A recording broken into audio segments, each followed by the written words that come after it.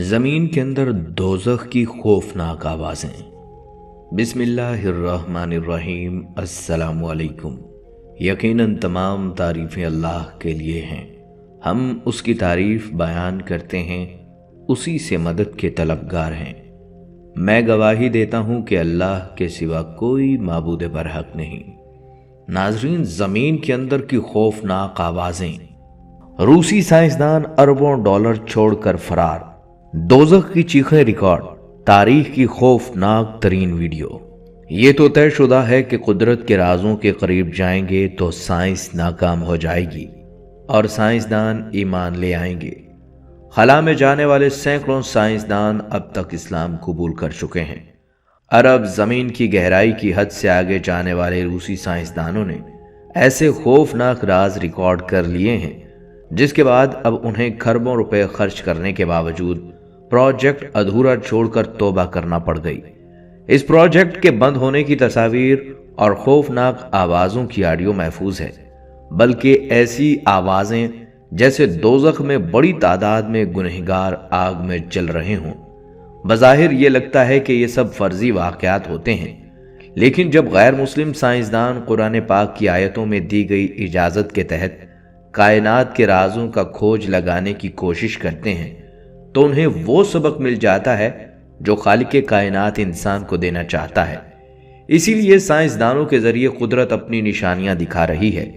آپ اس ویڈیو میں وہ جگہ بھی دیکھیں گے اور اپنے کانوں سے دوزخ سے آنے والی جہنمیوں کی آوازیں بھی سنیں گے، لیکن ویڈیو مکمل دیکھے بغیر آپ حقائق سے محروم رہ جائیں گے۔ ویڈیو میں آگے چلنے سے پہلے آپ سے گزارش ہے کہ ویڈیو کو سکپ نہیں کرنا اور آخر تک لازمی دیکھنا ہے۔ ناظرین، زمین میں کیے جانے والے سب سے گہرے سوراخ کو سائنسدانوں نے بند کر دیا تھا، لیکن اس مقام سے خوفناک اور دل دہلا دینے والی چیخوں کی آوازوں کی ریکارڈنگ آج بھی خوف زدہ کر دیتی ہے۔ اس مقام کے قریب رہنے والوں کا کہنا ہے کہ یہ آوازیں دوزخ سے آتی ہیں اور یہ سوراخ زمین اور جہنم کے درمیان ایک راستہ ہے۔ سائنسدان اور انجینئرز بڑی مشینوں سے زمین میں گہرے گہرے سوراخ کرتے ہیں جن کا مقصد عموماً تیل، گیس یا معدنیات کی تلاش ہوتا ہے۔ ان سب سوراخوں کی گہرائی عموماً میلوں ہوتی ہے، لیکن زمین میں کیا جانے والا سب سے گہرا سوراخ خالص سائنسی تحقیق کے لیے تھا، مگر ایک خاص گہرائی پر پہنچنے کے بعد ڈرل مشینوں نے نیچے جانے سے اپنی بے بسی ظاہر کر دی اور کھدائی کا کام بند کرنا پڑا تھا۔ یہ اس وقت کی بات ہے جن دنوں امریکہ اور سوویت یونین میں سرد جنگ زوروں پر تھی۔ صرف اسلحہ ہی نہیں، دونوں فریق ایک دوسرے کو ہر شعبے میں نیچا دکھانے کے لیے کوئی موقع ہاتھ سے نہیں جانے دے رہے تھے۔ خلائی برتری میں جب چاند پر پہنچ کر امریکہ اپنا پرچم گاڑ چکا تھا تو ان دنوں روس زمین کی گہرائیوں میں ہر لمحہ کچھ نیا کر دکھانے کے لیے سرگرم رہا۔ بعض مبصرین کے مطابق جہاں روس نے دنیا کو یہ باور کرانے کی کوشش کی کہ اس کائنات میں انسان کو حیران کر دینے کے لیے جس قدر زمین سے اوپر ہے، اس سے کہیں زیادہ زمین کے اندر بھی کچھ ہے۔ کچھ مبصرین کا خیال یہ تھا کہ چونکہ روس کی بیشتر ریاستیں تیل اور گیس کی قدرتی دولت سے مالا مال ہیں، اس لیے قدرتی طور پر روس کے بیشتر حصوں میں کہیں نہ کہیں کھدائی کا عمل ہر وقت جاری رہتا تھا۔ روس کے کونے میں آرکٹک سرکل میں واقع جزیرہ نما کولا، جو دور دراز لیکن سیاحوں کے لیے کسی حد تک پرکشش تھا، اس جزیرہ نما کو اپنے وقتوں میں جب پورے ملک میں پھیلی ریاستیں روس کے زیر اثر تھیں بہت اہمیت حاصل تھی۔ آزادی کے بعد سب سے زیادہ نقصان ان ترقیاتی منصوبہ جات کو ہوا جو روسی حکومت کے زیر اثر رواں دواں تھے۔ جزیرہ نما کولا کے وسط میں آج بھی ایک قدیم عمارت ٹوٹ پھوٹ کا شکار ویرانی کی تصویر بنی نظر آتی ہے، جو دراصل سوویت یونین کے دور میں روس کا ایک بہت بڑا سائنسی تحقیقی مرکز ہوا کرتا تھا۔ اس عمارت کے عین وسط میں فرش پر دھات کا ایک بڑا سا زنگ آلود ڈھکن نظر آتا ہے جسے بڑے بڑے نٹ بولٹ سے بند کیا ہوا ہے۔ بادی النظر میں ذہن میں یہ خیال آتا ہے کہ اس ڈھکن کے نیچے ضرور کسی خفیہ مشین کی کوئی باقیات ہوں گی، لیکن حقیقت اس سے مختلف ہے۔ دراصل یہ گہرا کنواں ہے جو 1970 کے آس پاس قدرتی گیس کی تلاش کے لیے کھودا گیا تھا۔ اس کے بارے میں ماہرین یہ بھی کہتے ہیں کہ یہ انسانی ہاتھوں کا کھودا ہوا اب تک کا سب سے گہرا کنواں ہے۔ دستیاب ریکارڈ کے مطابق سوویت یونین کو یہ کنواں کھودنے میں 20 سال کا عرصہ لگا تھا۔ روایات کے مطابق اگرچہ یہ کنواں محض تیل یا گیس کی تلاش کے لیے کھودا گیا تھا، لیکن مطلوبہ مقاصد حاصل نہ ہونے کے بعد اسے دیگر سائنسی مقاصد میں بدل دیا گیا تھا، جس کا مقصد اب زمین کی تہہ تک پہنچنا تھا۔ زمین میں دنیا کا یہ سب سے گہرا سوراخ ہے، جسے کولا سپر ڈیپ بور ہول کہا جاتا ہے۔ یہ ناروے کی سرحد کے قریب روسی علاقے مورمانسک میں واقع ہے۔ اگرچہ یہ سوراخ مکمل طور پر سیل کر دیا گیا ہے، لیکن اس کے اندر سے چیخوں جیسی خوفناک آوازوں کی وجہ سے یہ جگہ سیاحت کا ایک مرکز بن گئی ہے۔ لوگ یہاں آ کر اس اجڑے اور غیر آباد مقام کو حیرت اور دلچسپی سے دیکھتے ہیں، جہاں لگ بھگ 20 سال تک زمین کے اندر کھدائی ہوتی رہی۔ پھر اس سوراخ سے اچانک چیخوں کی دل دہلا دینے والی آوازیں نکلنا شروع ہو گئیں، جن کی ریکارڈنگ آپ کو یوٹیوب پر بھی مل سکتی ہے اور آپ ہماری اس ویڈیو میں بھی سن سکیں گے۔ ان آوازوں کے متعلق علاقے میں طرح طرح کی کہانیاں مشہور ہیں۔ مقامی لوگوں کا کہنا ہے کہ یہ سوراخ زمین سے دوزخ میں جانے کا راستہ ہے، تاہم یہ سوراخ اتنا بڑا نہیں ہے کہ انسان اس میں اتر سکے۔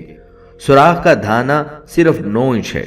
اگر اسے سیل نہ بھی کیا گیا ہو تو بھی یہ ناممکنات میں سے ہے کہ کوئی شخص اس کے اندر گر سکے۔ کولا سپر ڈیپ بور ہول کی گہرائی تقریباً 7.5 میل ہے، یعنی 12.25 کلومیٹر کے لگ بھگ۔ زمین کے اندر اتنی گہرائی تک پہنچنے میں سائنسدانوں اور انجینئرز کو 20 سال کا عرصہ لگا، کیونکہ اس مقام پر زمین کے نیچے کی تہیں چٹانی تھیں، جن میں سوراخ کرنا آسان نہیں تھا۔ یہ ایک خالص سائنسی پروجیکٹ تھا۔ اس مقام پر سائنسدان تیل یا کوئی قیمتی دھات تلاش نہیں کر رہے تھے، بلکہ وہ یہ جاننا چاہتے تھے کہ زمین کے اندر کی ساخت کیسی ہے، تاکہ یہ اندازہ لگایا جا سکے کہ ایک جلتا ہوا گولا جانداروں کے رہنے کے قابل ایک سیارہ کیسے بنا۔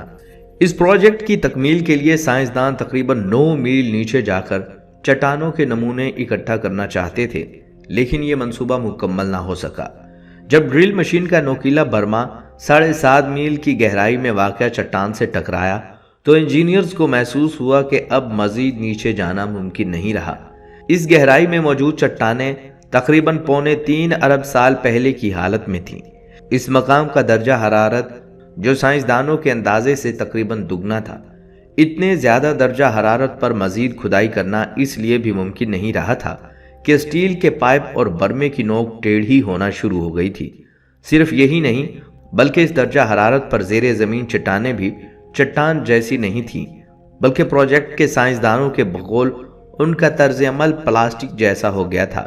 یہ ذکر 1992 کا ہے، جب سائنسدانوں نے 20 سال سے جاری کرۂ ارض کی تحقیق سے متعلق اس پروجیکٹ کو ختم کر کے اس مقام کو سیل کر دیا۔ اگرچہ اس کے بعد تیل نکالنے کے لیے قطر کے شاہین آئل فیلڈ میں 12 کلومیٹر سے زیادہ کی کھدائی کی گئی، لیکن اس کے باوجود ابھی تک کسی اور جگہ کھدائی کولا سپر ڈیپ بور ہول کی گہرائی تک نہیں پہنچ سکی، اور اسے آج بھی زمین کے سب سے گہرے سوراخ کا درجہ حاصل ہے۔ ناظرین، یہاں آپ کو ایک تصویر دکھاتے چلیں۔ اس تصویر میں زمین پر ایک بڑے سوراخ کو مضبوط لوہے کی پلیٹ سے بند کر کے موٹے نٹ بولٹ سے بند کر دیا گیا ہے۔ اسے دوزخ کا دروازہ کہہ کر بند کر دیا گیا ہے۔ یہ روس کا ایک سائنسی اسٹیشن ہے جو سائبیریا کے قریب ہے، جس پر کھربوں روپے خرچ کر کے 20 سال تک کام کیا گیا، مگر دوزخ جیسی نشانیاں دیکھ کر سارا منصوبہ بند کر کے تمام سائنسدان یہاں سے فرار ہو گئے۔ اس کے نیچے کی دنیا اب تک کی دنیا کی تاریخ میں زمین کے اندر سب سے گہرا سوراخ ہے جو کہ انسانوں نے کھودا ہے۔ اللہ نے زمین کیسے بنائی، زمین کی نچلی تہوں میں کیا رکھا ہے، یہ راز معلوم کرنے کے لیے روسی سائنسدانوں نے 40,230 فٹ اور 12 کلومیٹر گہرا سوراخ کھودا۔ وہاں پہنچ کر زمین کے اندر کھدائی کے لیے بھیجے گئے آلات میں عجیب و غریب اثرات واپس آنے لگے۔ اس خوفناک جگہ تک پہنچنے کے لیے سائنسدانوں کو 20 سال کا عرصہ لگ گیا۔ اس عجیب و غریب صورتحال کی حقیقت جاننے کے لیے سائنسدانوں کو حساس آڈیو آلات زمین کی 12 کلومیٹر تہ تک پہنچانا پڑے۔ آڈیو آلات مکمل فائر پروف ہونے کے باوجود 17 سے 20 سیکنڈ کی ریکارڈنگ کے بعد پگھل گئے، مگر کمپیوٹر میں آوازیں ہمیشہ کے لیے محفوظ ہو گئیں۔ ان آڈیو آلات میں جو آوازیں ریکارڈ ہوئیں وہ ناقابل یقین تھیں۔ جب ان آوازوں کی حقیقت آڈیو لیبارٹریز میں چیک کی گئی تو حقیقت جان کر سائنسدانوں نے اس سوراخ کو بند کر دیا اور سائنسی اسٹیشن پر سب کچھ چھوڑ کر فرار ہو گئے۔ وہ آوازیں ایسی تھی جیسے دوزخ کی آگ میں بڑی تعداد میں لوگ جل رہے ہوں۔ چیخیں بے حد خوفناک تھیں، جیسے مدد کے لیے لوگ پکار رہے ہوں، لیکن اصل آوازوں کو کم کر کے نشر کیا گیا تاکہ لوگ سن کر بے ہوش نہ ہو جائیں۔ کچھ مزید حقائق جاننے کے لیے پہلے آپ دوزخ نما آوازیں سنیں۔ یہ حقیقی ریکارڈنگ ہے، آپ اسے ایک بار دوبارہ سنیں۔ جس وقت یہ خوفناک آوازیں روس کے مختلف لوگوں کو سنائی گئیں، بلکہ ایک ریڈیو فریکوینسی پر بھی اسے جاری کیا گیا، تو کئی لوگ جو اللہ کے وجود سے منکر تھے انہوں نے اللہ کو کائنات کا واحد رب مان لیا، اور جو لوگ اللہ کو تو مانتے تھے مگر مسلمان نہیں تھے انہوں نے توبہ کر کے اسلام قبول کر لیا، اور ان میں سے کئی سائنسدانوں نے اپنی زندگی ترک کر کے گوشہ نشینی اختیار کر لی۔ اس سوراخ کو سپر ڈیپ ہول کہا جاتا ہے، اور دنیا بھر کے سیاح اس ویران سائنسی اسٹیشن اور بند ہول کو دیکھنے آتے ہیں، جسے دوزخ کا دروازہ کہہ کر پکارا جاتا ہے۔ اس ہول کا نام کولا سپر ڈیپ ہول ہے۔ اس سائنسی تجربے کے دوران جہاں کہیں اور راز افشا ہوئے، وہیں یہ راز بھی کھلا کہ زمین میں 5 کلومیٹر سے نیچے بھی صاف پانی موجود ہے، جبکہ سائنسدانوں کا اب تک یہ دعویٰ تھا کہ 5 کلومیٹر کے بعد سخت تہ شروع ہو جاتی ہے، اس لیے اس سے نیچے پانی کا وجود ناممکن ہے۔ بنیادی طور پر خلا میں راز معلوم کرنے کے مقابلے کے ساتھ ساتھ روس، جاپان، جرمنی اور کئی ممالک کے درمیان زمین کی تہوں میں راز معلوم کرنے کا مقابلہ بھی جاری تھا، لیکن اس حقیقت کے بعد کئی ممالک اس دور سے پیچھے ہٹ گئے۔ کئی ممالک نے تو ایسی کھدائی اس وقت روک دی جب گہرائی میں زمین کا درجہ حرارت 1100 ڈگری سینٹی گریڈ سے زیادہ تھا۔ دوزخ جیسی تپش دیکھ کر سائنسدانوں نے یہاں بھی کام چھوڑ دیا۔ جرمن سائنسدانوں نے بھی مائکرو فون تھرمل شیٹ سے محفوظ بنا کر زمین میں بھیجا۔ انہوں نے خوفناک گڑگڑاہٹ سن کر کام چھوڑ دیا، جو حیران کن تھی۔ ناظرین، زمین کی گہرائی کی طرح سائنسدان قرآن مجید میں موجود 7 آسمانوں کے ذکر کے بارے میں اکثر لوگ تشویش کا شکار رہتے ہیں، جبکہ در حقیقت 7 آسمانوں کی موجودگی ایک سائنسی حقیقت ہے۔ سب سے پہلے یہ بات واضح رہے کہ اسلامی نقطۂ نظر سے آسمان ٹھوس مجسم وجود نہیں بلکہ دخانی کیفیت رکھتے ہیں۔ قرآن مجید 7 آسمانوں کی موجودگی اور ان کے مابین ہم آہنگی کا تصور پیش کرتا ہے۔ قرآن حکیم کی بہت سی آیات میں 7 آسمانوں کا ذکر ہے۔ گزشتہ 200 سالوں سے کائنات کے متعلق ہونے والی انتھک تحقیقات کے باوجود ہم ابھی اس بارے میں سائنسی بنیادوں پر حتمی معلومات حاصل کرنے میں کامیاب نہیں ہو سکے۔ حالیہ چند اشروں میں دلچسپ دریافتیں ہوئی ہیں اور ان سے معجزہ قرآن کی حقانیت ثابت ہو گئی ہے۔ سائنسی تحقیق کے ذریعے انسان نے جو کچھ بھی دریافت کیا ہے وہ سمندر سے فقط ایک قطرے کی حیثیت رکھتا ہے، لیکن پھر بھی اس نے کم از کم اپنی پچھلی 2 صدیوں کی خطاؤں کو تسلیم کرنا شروع کر دیا ہے۔ ترکی کے نامور محقق ڈاکٹر ہلوگ نور باقی کے مطابق کائنات متنوع مقناطیسی تہوں کی عکاسی کرتی ہے، اور جب ہم زمین سے آسمان کی طرف نظر کرتے ہیں تو 7 ایسی مقناطیسی پٹیوں میں گھرے ہوئے ہیں جو خلا کی بحرانی میں پسپائی اختیار کر چکی ہے۔ اگر ہم زمین سے کائنات کی وسعتوں کی طرف نظر دوڑائیں تو 7 آسمان اس ترتیب سے واقع ہیں۔ پہلا آسمان وہ خلائی میدان جس کی بنیاد ہم اپنے نظام شمسی کے ساتھ مل کر رکھتے ہیں۔ دوسرا آسمان ہماری کہکشاں کا خلائی میدان ہے، یہ وہ مقناطیسی میدان ہے جو ملکی وے کے مرکز سے تشکیل پاتا ہے۔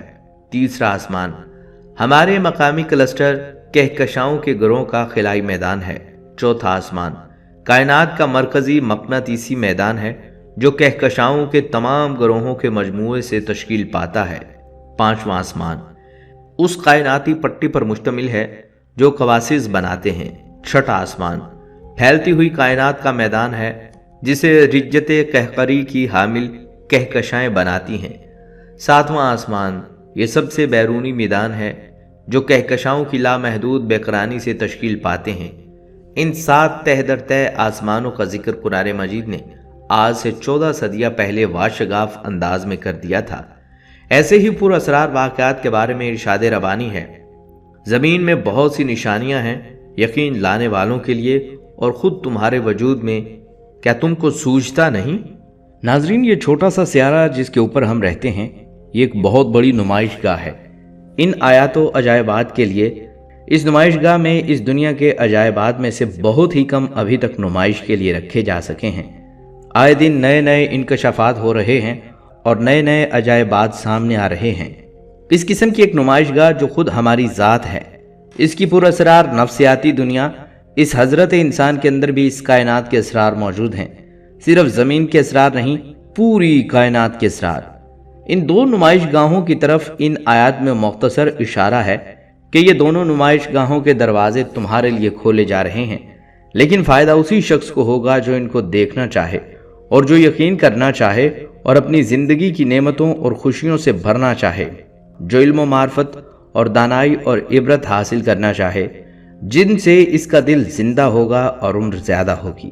اللہ نے اپنا یہ کلام اس طرح بنایا کہ اس کی مخلوقات میں سے ہر طرح کے لوگ اس سے فائدہ اٹھا سکیں۔ ہر صورتحال اور ہر قسم کے معاشروں کے لیے وہ رہنما ہے۔ ہر شخص، ہر نفس اور ہر سطح کی عقل و ادراک کے لیے اس کلام میں ہدایت اور دلچسپی اور علم ہے۔ ہر شخص اپنی عقلی قوت ہاضمہ کے مطابق اس سے استفادہ کر سکتا ہے۔ جوں جوں انسان علم و معرفت میں ارتقائی منازل طے کرتا ہے، جوں جوں اس کا دائرہ ادراک وسیع ہوتا ہے، اس کی معلومات بڑھتی ہیں، اس کے تجربات آگے بڑھتے ہیں اور وہ نفس اور کائنات کے اسرار حاصل کرتا ہے، تو اس کا حصہ اس قرآن میں بھی بڑھ جاتا ہے، اس کے علوم قرآنی میں اضافہ ہو جاتا ہے اور اس کی زیادہ راہ اور اس کا رزق اس قرآن مجید میں بڑھ جاتا ہے۔ یہ وہ کتاب ہے جس کے عجائبات ختم نہیں ہوتے اور زیادہ استعمال سے یہ پرانا نہیں ہوتا۔ یہ وہ لفظ ہیں جو اس کے بارے میں حضور اکرم صلی اللہ علیہ وسلم نے فرمائے، کیونکہ اس کے اسرار و رموز سے زیادہ واقف حضور ہی ہیں۔ یہ زندہ تجربہ تھا جو آپ کو قرآن کے بارے میں ہوا اور جس کو آپ صلی اللہ علیہ وآلہ وسلم نے ان الفاظ میں بیان کیا۔ جن لوگوں نے پہلی مرتبہ قرآن کو سنا تھا، انہوں نے اس کائنات میں پائے جانے والے تمام دلائل کو اور نشانات کو اور خود ان کے نفوس کے اندر جو دلائل اور نشانات تھے ان کو اس وقت کے علم و معرفت کے مطابق سمجھا تھا۔ ان کے بعد آنے والی نسلوں نے بھی اپنے علم و معرفت اور اپنے تجربات کے مطابق ان آیات کو سمجھا اور بیان کیا۔ آج ہم بھی اپنا حصہ پا رہے ہیں۔ جس قدر علم و معرفت اور جس قدر تجربات و انکشافات ہمارے سامنے آج تک آ چکے ہیں، آج ہم تک جو علوم اور تجربات پہنچے ہیں، وہ اس عظیم کائنات اور انسان کے پرپیش نفس کے آیات و نشانات میں سے بہت ہی قلیل حصہ ہیں۔ ہم سے بعد میں آنے والی نسلوں کو ہمارے مقابلے میں زیادہ آیات و نشانات ملیں گے، اس کائنات میں بھی اور نفس انسانی میں بھی، اور قیامت تک اس نمائش گاہ عالم اور نمائش گاہ نفس انسانی میں نت نئے عجائبات برائے نمائش رکھے جائیں گے۔ یہ زمین زندگی کے لیے تیار شدہ سیارہ جو زندگی کا گہوارہ ہے اور جسے زندگی کی تمام ضروریات سے لیس کیا گیا ہے، اور معلوم ہوتا ہے کہ شاید اس عظیم اور ہولناک کائنات میں یہ واحد سیارہ ہے جسے حیات کے لیے تیار کیا گیا ہے۔ اس میں ایک جگہ رکے ہوئے ستارے بھی ہیں اور مداروں میں چلنے والے سیارے بھی ہیں۔ ان میں سے جو ہمیں معلوم ہیں ان کی تعداد اربوں میں سے ہے، اور یاد رکھنا چاہیے کہ اس کائنات کا جو حصہ معلوم ہے وہ نسبتاً بہت ہی کم ہے۔ اس میں کئی ملین کہکشائیں اور ہر کہکشاں کے کروڑہ ستارے اور ان کے کواکب ہیں جو ان ستاروں کے ارد گرد چکر لگاتے رہتے ہیں۔ ان سیاروں میں صرف یہ زمین ہی ایک سیارہ ہے جسے اس پر موجود زندگی کے لیے عجیب خصوصیات دی گئی ہیں۔ ان میں سے ہر ایک خصوصیت ایک نشانی ہے۔ اگر ان خصوصیات میں سے ایک خصوصیت بھی ختم ہو جائے یا اس کے اندر کچھ رد و بدل ہو جائے تو زمین کے اوپر سے ہر قسم کی زندگی کا وجود ہی ختم ہو جائے۔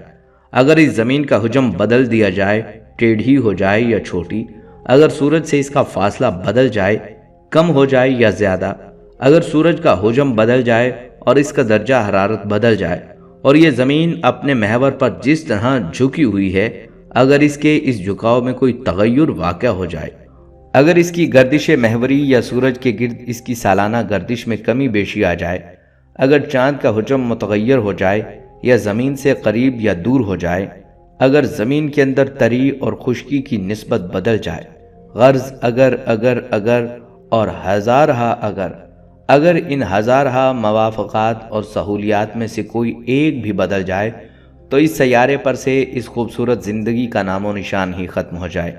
کیا یہ سب چیزیں نشانات نہیں جو بتاتی ہیں کہ ایک ذات ہے جس نے ان کو منظم کیا ہے، فراہم کیا ہے، اور خوراک اور رزق کی مختلف اقسام جو اس زمین پر بسنے والی مخلوقات کے لیے اللہ نے فراہم کی ہیں، یہ مخلوقات سطح زمین کے اوپر رہتی ہوں، فضا میں تیر رہی ہوں یا پانی میں تیر رہی ہوں، یا زمین کے غاروں میں رہتی ہوں، یا اس کے پہاڑوں میں رہتی ہوں، یا اس کی وادیوں اور بستیوں کے اندر رہتی ہوں، سب کے لیے خوراک تیار ہے، بعض کی مرکب ہے اور بعض کی بسیط شکل میں ہے۔ بہرحال یہ ان زندہ چیزوں کے وجود کے لیے قابل قبول ہے اور ان لاتعداد زندہ اشیاء کی ضروریات کو پوری کرتی ہے۔ جس طرح زندہ مخلوقات لاتعداد انواع و اقسام کی ہیں، اسی طرح ان کی خوراک بھی لاتعداد انواع و اقسام کی ہیں۔ یہ انواع خوراک جو زمین کے اندر ہیں، جو بہتی اور چلتی ہیں، جو ہوا میں ہیں، جو سطح زمین پر اگتی ہیں، اور جو سورج سے آ رہی ہیں، جو دوسرے جہانوں سے آ رہی ہیں جو تمہیں معلوم ہی نہیں، لیکن یہ ہر قسم کی خوراک ان زندہ اشیاء کے لیے ہر طرف سے چلی آ رہی ہے اور بڑی مقدار میں چلی آ رہی ہے۔ اللہ کی مشیت اور اس کی تدبیر کے مطابق یہ ایک عظیم خزانہ اور اسٹور ہے جو ان لاتعداد انواع و اقسام کے کھانے والوں کے لیے سپلائی پوری کراتا ہے۔ یہ ہے ربانی اسٹور، الرازق کا انتظام۔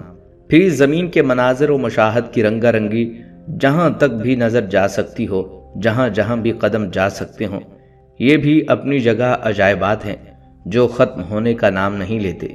یہ تنگ گڑھے اور کشادہ نالے، وادیاں اور پہاڑ، سمندر اور بحیرے، نہریں اور نالیاں اور باغات کے ٹکڑے ٹکڑے، انگور اور کھجور، یہ سب مناظر اور مشاہد ایسے ہیں جن سے معلوم ہوتا ہے کہ بنانے والے کے کمالات کا عجوبہ ہیں۔ ان میں مسلسل تغیرات ہوتے رہتے ہیں اور یہ کسی بھی وقت ایک حالت میں نہیں ہوتے۔ انسان ایک زمین پر سے گزرتا ہے تو وہ خشک اور قحط زدہ نظر آتی ہے، یہ بھی ایک منظر ہے، اور پھر کیا دیکھتا ہے کہ وہ سرسبز اور نعمتوں اور چارہ سے بھری ہوتی ہیں، تو یہ بھی ایک منظر ہے۔ کبھی نہایت ہی سرسبزی اور شاداں ہوتی ہے، یہ ایک منظر ہے۔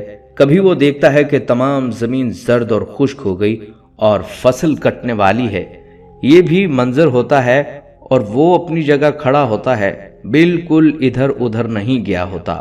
وہ تمام مخلوقات جو اس زمین کو آباد کر رہی ہیں، مثلا زندہ مخلوقات، نباتات و حیوانات، مچھلیاں، پرند چرند، چوپائے، حشرات اور انسان، قرآن مجید نے ان کا تذکرہ ایک ہی آیت میں کیا ہے۔ یہ مخلوقات جن کے انواع و اقسام کی تعداد کا بھی پوری طرح ہمیں علم نہیں ہے، یہ تو دور کی بات ہے کہ ایک نوع کے افراد گنے جا سکیں، یہ تو محال ہے۔ ان میں سے ہر نوع کی مخلوقات ایک امت ہے اور ان کا ہر ایک فرد ایک عجوبہ ہے۔ ہر حیوان، ہر پرند، ہر چرند، ہر کیڑا، ہر پودا، بلکہ ہر پودے کی ہر شاخ اور ہر شاخ کا ہر پتا اور ہر شاخ کا ہر پھول اور ہر پھول کی پتی، یہ اللہ کی ایک نمائش گاہ ہے جس کے عجائبات ختم نہیں ہوتے، بلکہ تمام انسان بیک وقت بیان کرنے لگیں۔ وہ غور کریں اور لکھیں اور بیان کریں کہ اس زمین میں کیا کیا نشانات الہیہ ہیں اور کیا کیا عجائبات ہیں، تو ان کی بات ختم ہو اور نہ ہی عجائبات و اشارات ختم ہوں۔ قرآن مجید کی یہ آیات تو صرف اس قدر بیان کرتی ہیں کہ انسان کا دل و دماغ غور و فکر کرنے کے لیے بیدار ہو جائے، اور اس عظیم الشان نمائش میں جو چیزیں قدرت نے رکھی ہیں ان کو دیکھیں اور روشنی میں لائیں، سمجھیں اور سمجھائیں، ہنسیں اور ہنسائیں، اور یوں اس قرۂ ارض پر اپنے اس مختصر سفر کو خوشگوار بنائیں۔ لیکن اصل حقیقت یہ ہے کہ ان عجائبات کا ادراک وہی کر سکتا ہے جو ان کے ذریعے زندگی کے اس مختصر سفر کو وہی خوشگوار بنا سکتا ہے جس کا دل سے یقین بھر چکا ہو۔ اس بارے میں ارشاد باری تعالیٰ ہے، اور زمین میں نشانیاں ہیں ان لوگوں کے لیے جو یقین کرتے ہیں۔ یہ یقین ہی ہے جو آنکھوں کو بینائی فراہم کرتا ہے تو وہ دیکھتی ہیں۔ یہ ایمان ہی ہے جو زمین کے ان مظاہر قدرت کو زندگی دیتا ہے، اور وہ اپنے اسرار اور رموز بناتے ہیں اور یہ بتاتے ہیں کہ ان کی پشت پر دست قدرت کی کیا کیا کارستانیاں ہیں۔ بغیر ایمان کے یہ سب مناظر و مشاہد مردہ پڑے رہتے ہیں، جامد ہو جاتے ہیں اور مفہوم سے خالی ہوتے ہیں۔ یہ ایمان سے خالی دل سے ہم کلام نہیں ہوتے، وہ اس کے ساتھ ہم قدم ہو کر نہیں چلتے۔ کئی ایسے انسان ہیں جو اللہ کی اس نمائش گاہ میں چلتے پھرتے ہیں، لیکن انہیں اس میں کچھ نظر نہیں آتا۔ ان کو یہ کائنات زندہ اور گویا نظر نہیں آتی۔ وہ اس کی زبان نہیں سمجھتے کیونکہ ان کے دلوں کو ایمان کے لمس سے زندگی نہیں بخشی، ان کے لیے ان کا ماحول زندہ نہیں ہے۔ بعض ایسے لوگوں میں بڑے بڑے علماء اور سائنسدان بھی ہو سکتے ہیں۔ ایک دوسری جگہ پر ارشاد ربانی ہے، مگر وہ اس دنیا کی زندگی کے صرف چھلکے کے عالم میں ہیں۔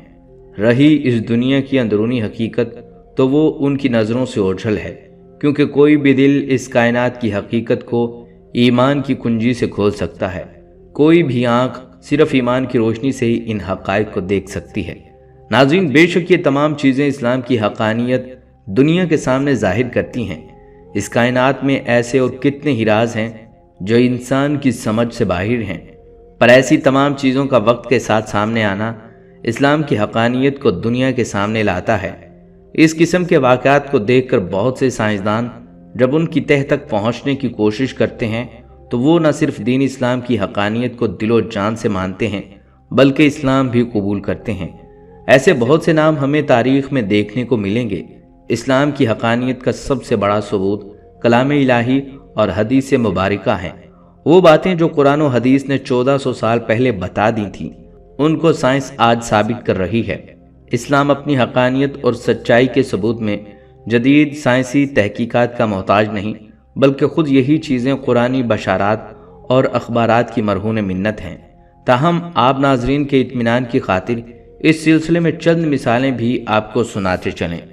جدید سائنسی تحقیق سے معلوم ہوا ہے کہ جس نظام شمسی میں ہماری دنیا ہے، ایک بہت بڑی کہکشاں میں ہے، اور اس جیسی اور بھی بہت کہکشائیں واقع ہیں جو ہماری نظروں سے غائب اور حقیقت کی دنیا میں موجود ہیں۔ اب قرآن مجید کی سب سے پہلی سورت کی پہلی آیت لفظ عالمین پر غور کریں کہ یہ جمع کا لفظ ہے جس کا معنی ہے تمام، یعنی بہت سے عالم، خواہ وہ ہمارے نظام شمسی کی کہکشاں سے متعلق ہوں یا اس کے علاوہ ہوں۔ ان سب کا رب اکیلے اللہ کی ذات ہے۔ اسی طرح ایک عرصہ تک یہ نظریہ رہا کہ زوجیت یعنی جوڑا صرف انسانوں اور حیوانوں میں ہوتا ہے، مگر بعد میں جدید سائنس اور جدید تحقیقات نے اسے رد اور باطل قرار دے کر یہ دعویٰ کیا کہ ہر چیز میں، حتیٰ کہ برقی رو میں بھی جوڑے کا اعتبار یعنی مثبت اور منفی ہوتا ہے، جبکہ شریعت مطہرہ نے سورہ ذریات کی آیت 49 اور سورہ یاسین کی آیت نمبر 36 میں وقت نزول سے فرما دیا ہے کہ اس نے ایسے ایسے جوڑے بنائے ہیں جنہیں تم نہیں جانتے۔ اسی طرح جدید سائنس کا یہ بھی دعویٰ ہے کہ بچہ اپنی ماں کے پیٹ کے اندر 3 باریک پردوں میں ہوتا ہے، حالانکہ اللہ تعالیٰ نے اپنی مقدس کتاب میں پہلے سے یہ ارشاد فرمایا ہوا تھا۔ اللہ رب العزت کی اس وسیع و عریض کائنات میں اس کی قدرت کی نشانیاں ہر طرف بکھری پڑی ہیں۔ اسلام نے اپنی پہلی وحی کے دن سے ہی بنی نوع انسان کو آفاق و انفس کی گہرائیوں میں غوطہ زن ہونے کا حکم دیا۔ یہ اسلام ہی کی تعلیمات کا فیض تھا کہ دنیا کے اجڑ ترین قوم عرب احکام اسلام کی تعمیل کے بعد محض ایک ہی صدی کے اندر دنیا بھر کی امامت و پیشوائی کی حقدار ٹھہری، اور دیکھتے ہی دیکھتے اس نے دنیا کو یونانی فلسفے سے آزاد کراتے ہوئے فطری علوم کی بنیاد عطا کی۔ قرآن مجید کی تعلیمات کے زیر اثر یہ انہی ایکسپیریمنٹس کی بنیاد تھی جس کی سائنٹیفک میتھڈ کے اختیار کردہ سائنسی طریقے تحقیق کی بدولت ہزارہ سال سے جاری سلسلہ علم انسانی نے عظیم کروٹ بدلی، اور موجودہ صدی نے اس کا پھل بھی پایا۔ صدی جب کروٹ بدلتی ہے تو ایک ممکن کو حقیقت کا روپ مل چکا ہوتا ہے۔ پچھلی نسل جس ترقی کی خواہش کرتی تھی، موجودہ نسل اسے کئی منزلیں پیچھے چھوڑ چکی ہے۔ آج سے کم و بیش 1500 سال پہلے بنی نوع انسان کے ذہن میں علم کے موجودہ عروج کا ادنا سا تصور بھی موجود نہ تھا۔ قرون وسطیٰ میں مسلمان سائنسدانوں نے جن سائنسی علوم کی فصل بوئی تھی وہ آج پک کر جوان ہو چکی ہے، اور موجودہ دور اسی فصل کو کاشت کرتے ہوئے اس کے فوائد سے مستفید ہو رہا ہے۔ مسلمان جب تک علمی روش پر قائم رہے، سارے جہاں کے امام و مقتدار رہے، اور جو ہی علم سے غفلت برتی، ثریا سے زمین پر آسمان نے ہم کو دے مارا۔ اور آج حالت یہ ہے کہ ہمارے اسلاف کا علمی ورثہ اپنے اندر ہونے والے بے شمار اضافہ جات کے ساتھ اغیار کا اوڑھنا بچھونا ہے، اور ہم ان کے پیچھے عالمی اور ثقافتی، سیاسی و معاشرتی میدانوں میں در در کی بھیک مانگتے نظر آتے ہیں۔ قرآن مجید میں کم و بیش ہر جگہ مذہب اور سائنس کا اکٹھا ذکر ہے، مگر یہ ہمارے دور کا المیہ ہے کہ مذہب اور سائنس دونوں کی سیاست اور سربراہی ایک دوسرے سے ناآشنا افراد کے ہاتھوں میں ہے۔ چنانچہ دونوں گروہ اپنے مد مقابل دوسرے علم سے دوری کے باعث اسے اپنا مخالف اور متضاد تصور کرنے لگے ہیں، جس سے لوگ کم علمی اور کم فہمی کی وجہ سے مذہب اور سائنس میں تضاد سمجھنے لگ جاتے ہیں، جبکہ حقیقت اس کے بالکل برعکس ہے۔ سائنس اور اسلام میں تضاد کیوں کر ممکن ہے، جبکہ اسلام خود سائنس کی ترغیب دے رہا ہے؟ اگر کوئی یہ سمجھتا ہے کہ اسلام اور سائنس میں تضاد ہے تو یا تو وہ اسلام کی صحیح سمجھ سے عاری ہوگا، بصورت دیگر اس نے سائنس کو صحیح طور پر نہیں سمجھا ہوگا۔ ناظرین، یہ ایک مسلمہ حقیقت ہے کہ اسلام اپنے ماننے والوں کو مذہب اور سائنسدانوں کا نور عطا کرتا ہے، اس لیے یہ کہنا غلط نہ ہوگا کہ اسلام دنیا کا سب سے زیادہ ترقی یافتہ دین ہے، جو نہ صرف قدم قدم پر سائنسی علوم کے ساتھ چلتا نظر آتا ہے، بلکہ تحقیق و جستجو کی راہوں میں سائنسی ذہن کی ہر مشکل میں رہنمائی بھی کرتا ہے۔ واضح رہے کہ جوں سائنس ترقی کر رہی ہے، اسلام کی حقانیت ثابت ہوتی جا رہی ہے، اور جدید سائنس کی ترقی سے مذہب کا نور نکھرتا جا رہا ہے، اور ایک وقت آئے گا کہ جب سائنس اپنی تحقیق کے نقطۂ کمال کو پہنچے گی تو اللہ کے دین کا ہر ایمانی تصور سائنس کے ذریعے صحیح ثابت ہو جائے گا۔ قرآن مجید اور سائنس کا تقابلی مطالعہ کرنے سے معلوم ہوتا ہے کہ سائنس کے بے شمار نظریات قرآنی تصورات کو 100% صحیح ثابت کرتے ہیں، اور وہ دن دور نہیں جب سائنس کلی طور پر دینی نظریات کی تائید و توثیق کرنے لگے گی۔ ناظرین، یہ تھی ہماری آج کی ویڈیو۔ ہم امید کرتے ہیں کہ آپ کو یہ ویڈیو پسند آئی ہوگی۔ اگر آپ کو یہ ویڈیو پسند آئی ہے تو آپ سے گزارش ہے آپ ہمارے چینل کو ضرور سبسکرائب کر لیں، اور ساتھ ہی لگے بیل کے بٹن کو بھی پریس کر لیں تاکہ آپ کے پاس ہماری آنے والی مزید معلوماتی ویڈیوز کا نوٹیفیکیشن بر وقت ملتا رہے۔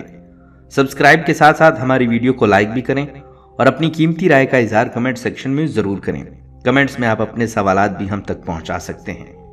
اللہ تعالیٰ آپ کو اپنی حفظ و امان میں رکھے، آمین۔